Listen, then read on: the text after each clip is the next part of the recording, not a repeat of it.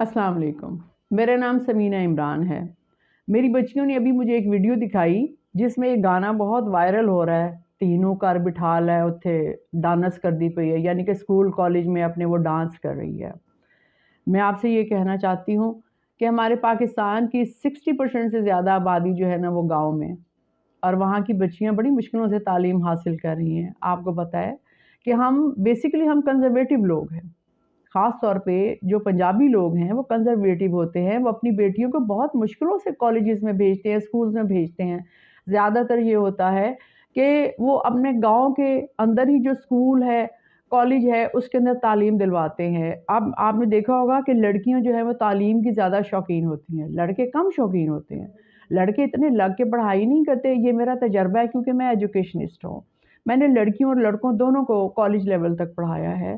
तो मैंने ये देखा है कि बहुत सारी ऐसी लड़कियां जो विलेजेस में तालीम हासिल कर रही होती हैं, मैट्रिक के बाद या एफएफएससी के बाद उनको यूनिवर्सिटी की तालीम के लिए पेरेंट्स इजाज़त नहीं देते। वो ये सोचते हैं कि पता नहीं कहीं हमारी बच्चियां बदनाम ना हो जाए।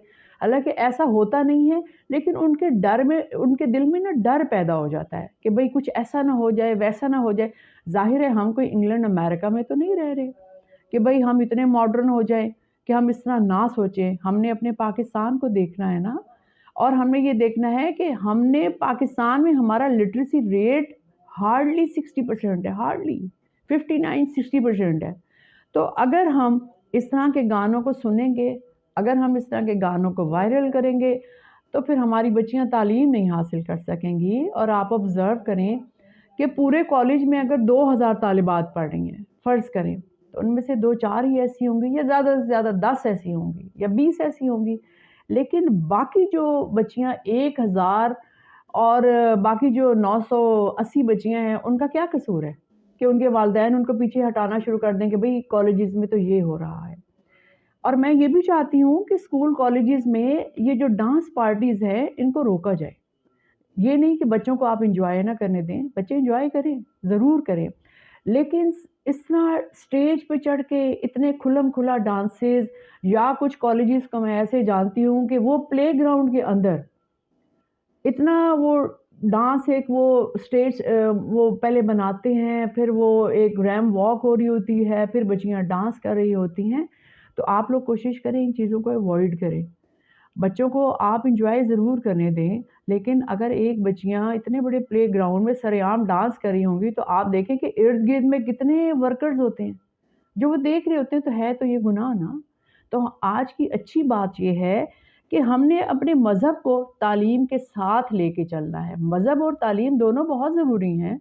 हमारे मुल्क की तरक्की के लिए लड़कियों का तालीम हासिल करना बहुत ज़रूरी है। इसलिए कि घर तो माएँ चलाती हैं ना, और बेटियाँ चलाती हैं।